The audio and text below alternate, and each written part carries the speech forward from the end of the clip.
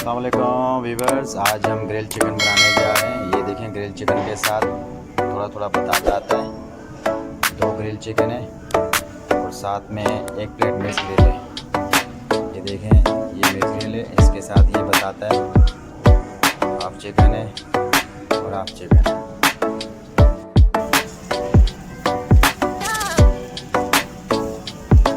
आओ लाला, हाँ तो मिक्स ग्रिल खा लाऊँ।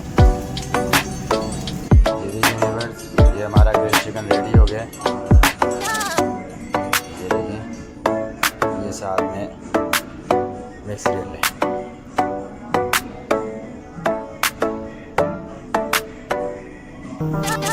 ये देखिए व्यूअर्स, माशाल्लाह अभी फाइनल है, बिल्कुल अभी रेडी है।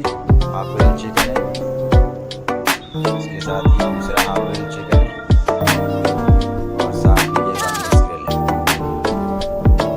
Mutton chicken